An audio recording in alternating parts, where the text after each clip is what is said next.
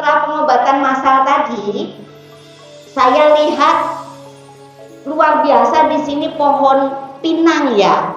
Pohon pinang itu manfaatnya banyak banget, termasuk yang lemah sabat, yang badannya kurang semangat, untuk tonikum ya, untuk sehat kuat. Itu sebenarnya banyak terkandung di biji pinang itu. Jadi kita memang berkecimpung di bidang herbal. Dan kalau untuk pasien ibu, banyak kalangan dari pemerintah maupun dari kedokteran juga banyak, profesor yang berobat ke ibu juga banyak. Yang itu kita kenalkan, ini alam semesta, lingkungan yang paling banyak apa ditanam di situ. Siapa tahu di lingkungan kita memang itu sarana untuk sehat kita, supaya jasad ini, panca indera ini bisa diajak untuk mencapai tujuan rahmatan lil alamin tadi.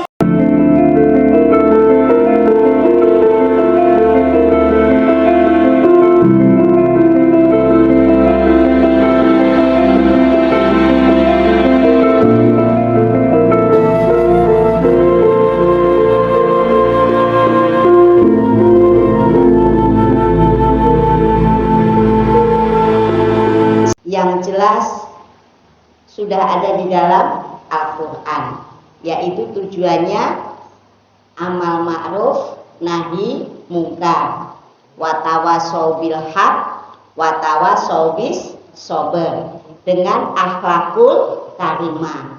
Muaranya berakhir dengan rahmatan lil alamin, sebagai rahmat. Makanya kalau umat Islam yang mengaku tugasnya untuk rahmatan lil alamin, jadi resek atau jadi masalah menyebabkan tidak nyaman, berarti belum sesuai dengan tugas. Bagaimana supaya merealisasikan rahmatan lil alamin, alam semesta raya? Semesta raya itu kalau bahasa Indonesianya makrokosmos, semesta pribadi mikrokosmos, atau semesta diri pribadi. Jadi pemimpin itu bukan hanya di dalam kehidupan yang luas ini, tapi juga kepada dirinya sendiri. Tidak boleh zalim atau tidak boleh menjadi resek kalau menurut saya. Untuk semua itu nomor satu syaratnya harus berkesadaran, harus sadar. Tahu nggak yang namanya sadar itu seperti apa? Tahu nggak? Coba yang dimaksud sadar seperti apa? Ada nggak yang tahu sadar? Kebalikannya sadar apa? Mabuk. Iya, mabuk apa itu? Mabuk dunia. Jadi kita harus berkesadaran. Jadi kalau kita belum berkesadaran untuk amal ma'ruf nahi mungkar itu kurang pas. Karena yang bisa melakukan amal ma'ruf nahi mungkar dengan watawasau bil haq, selalu bagaimana caranya menganjurkan untuk perkara yang hak, dan kita benar-benar berupaya untuk hal itu dengan kesabaran. Itu kalau nggak berkesadaran nggak mungkin, karena masih mabuk. Kalau orang mabuk itu nggak bisa bedain antaranya got itu trotoar sama tempat tidur, karena mabuk. Dikiranya tempat tidur, ternyata masih trotoar, masih got. Akhirnya tidur di got, di trotoar. Karena apa? Mabuk. Begitu juga tugas kita gak akan selesai menjadi rahmatan lil alamin kalau kita masih mabuk. Mabuk apa? Mabuk dunia. Jadi semuanya pengen banyak gitu. Padahal kebutuhan kita tidak terlalu banyak. Coba punya rumah banyak nih, Kayak si Uda punya rumah di Bekasi, anaknya ada rumah, di sini juga ada rumah. Yang ditempatin seberapa? Cuma setempat tidur doang gitu kan. Betul nggak Uda? Iya, cuma setempat tidur doang. Semuanya nggak akan ditempatin. Makan juga gue punya beras karung tuh sadisanya. Uni Elok tuh punya baru berapa karung itu di situ Uni Elok itu. Yang dimakan seberapa? Hanya iya, sesuapan sampai perutnya kenyang. Itu apa yang mau bikin serakah kita? Coba kalau mikir, berarti orang yang serakah termasuk masih mabuk. Belum sadar gimana dia sebagai rahmat untuk menebarkan cinta kasih sayang. Gak mungkin jadi rahmat dengan kebencian, gak mungkin. Bisanya dengan cinta kasih sayang. Kalau cinta, ada cinta, ini ingin memberikan yang dicintai itu senang, happy. Tapi kalau dia gak cinta, berarti apa? Ya nggak sayang, nggak ada semangat, karena cinta itu ada semangat untuk memberikan sesuatu yang baik untuk yang kita cintai. Sedangkan kita sama Allah disuruh mencintai alam semesta.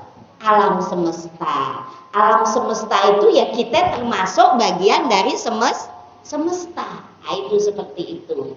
Jadi usahakan kita tetap berkesadaran supaya jadi sadar. Alhamdulillah tadi sudah ada pengobatan massal. Kita ajarin bagaimana caranya kita hidup sehat dengan herbal maupun tanaman sekitar yang ada di kita. Setelah pengobatan massal tadi, saya lihat luar biasa di sini pohon pinang ya. Pohon pinang itu manfaatnya banyak banget, termasuk yang lemah syahwat, yang badannya kurang semangat, untuk tonikum ya, untuk sehat kuat. Itu sebenarnya banyak terkandung di biji pinang itu. Jadi caranya gimana? Caranya nih, cara tadi kan sudah kita kasih tahu, tapi mungkin belum menyeluruh ya. Jadi pinang itu kalau misalnya kita urusannya benar-benar sakit semua, itu bisa. Kalau yang gede kan ada yang gede, yang kecil. Pinang dibelah, itu isinya bisa dipotong kecil-kecil, bisa dikeprek, diseduh pakai air atau mungkin direbus. Kalau pengen mau agak ada rasa manis, bisa pakai madu, bisa pakai gula kelapa maupun gula batu. Nah, itu bagus. Itu karena apa? Untuk tambah darah. Kalau misalnya sakitnya itu ada batuk pilek. Ini ada batuk pilek kan suka ada ya, udah badannya capek, kesemutan, sakit, semuanya sakit. Nah itu pinang tadi, jadi nggak usah kemana-mana, yang ada di sekitar kita dulu aja. Pinang tadi separuh direbus atau dibikin seduh air, ditambah jahe sama sereh. Sereh itu yang buat masak, jahe juga buat masak. Jadi nggak mungkin nggak kenal.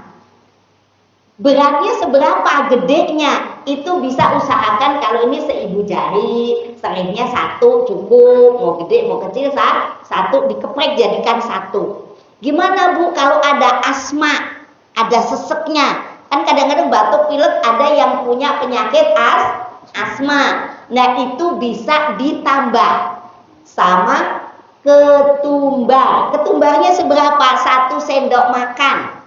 1 sendok makan. Bisa digeprek dulu, bisa langsung juga bisa. Mau direbus bisa, mau diseduh bisa, air mendidih. Tapi kalau saya sarankan itu semuanya bahan kalau ada nyeseknya ya, direbus, airnya 3 gelas, tinggal 2 gelas. Itu diminum. Kalau untuk manis tadi sudah jelas, ada gula merah, madu maupun gula batu. Nah itu insya Allah jaga sehat. Saya usia 60. Antara lain ibu yang saya kasihkan itu tadi, obat yang di kapsul-kapsul tadi yang kita berikan untuk pengobatan massa, antara lain bahan bakunya dari pinang. Tapi kalau udah jadi kapsul jadi mahal. Satu kapsul bisa 20.000, bisa 25.000. Hebat nggak? Padahal ibu tinggal ngambil di kebun. Dan pengalaman saya, nah ini yang belum punya keturunan, nih yang ntar dulu ini tadi pinang. Kalau seandainya yang ini kan sekarang banyak makanan yang nggak jelas. Yang ibu-ibu, bapak-bapak juga ada nih yang kena kanker payudara tuh ada. Tambahin daun, saya tadi melihat ini daun ini pandan wangi. Itu bisa tadi ramuan yang sudah 4 macam tadi ya. Apa tadi? Nomor 1 bahan bakunya pinang. Terus jahe, terus serai, terus ketumbar. Nah kan udah 4 ramuan ya. Tambahin ini bagi yang kena kanker payudara, yang ada benjolan, benjolan, ada gatal-gatal di payudara, yang biasanya harus operasi, itu tambahkan dengan daun pandan wangi. Berapa? Kalau gede 1 aja. Kan belum pada tahu kan?